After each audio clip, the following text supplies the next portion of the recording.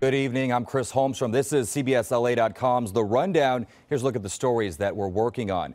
Security video captured an out-of-control vehicle slamming into a gas pump in Azusa. The impact left the passenger dead. The driver survived. Police investigators suspect the man was under the influence while speeding when his car crashed at a mobile station. And every mountain lion being tracked in Southern California has been accounted for since the Woolsey fire started, except for this one, P74. The young male was born just last year. The fire charred a huge area of the Santa Monica Mountains that many of the 13 mountain lions call home. Well, Democrat Gil Cisneros has defeated Republican Young Kim in the hard-fought race for the 39th district. The seat covers La Habra, Diamond Bar, and Chino. Cisneros is a Navy veteran, also a philanthropist.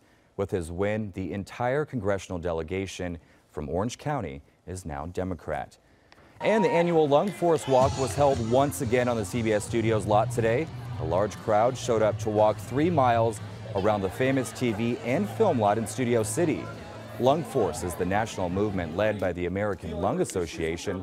As you can see, CBS 2's anchor Peter Doubt served as the master of ceremonies. Now here's a look with Amber Lee with your weather. Amber?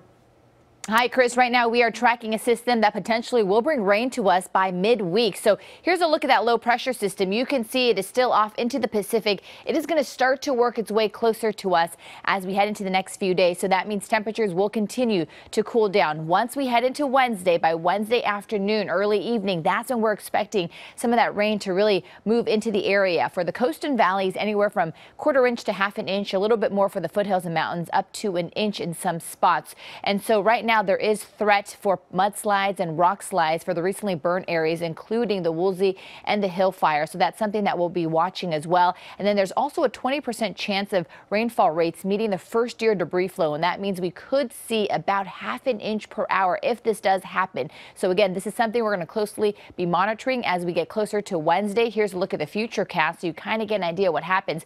Most of the rain, the heaviest rain, will be headed to Northern California. We're going to get the tail end of it, but it looks like it should be holding together to bring us some more of that rain, as I mentioned, anywhere from 1/4 inch to 1 inch, and then spilling into the beginning of Thanksgiving Thursday. And then there is a possibility we could see a little bit more rain being squeezed out by the end of the week on Friday, depending on another system right behind the first one. So that's something we'll watch as well. But just know that we're expecting rain by midweek, and then it could spill into the beginning portion of Thanksgiving Thursday. And then it looks like we will be drying out once we head into Saturday afternoon. All right, Amber, thank you. And join us for CBS 2 News at 5, 6, and 11 for the latest on your weather. Also, our top stories. This has been CBSLA.com's The Rundown. I'm Chris Holmstrom. Have a great evening, everyone.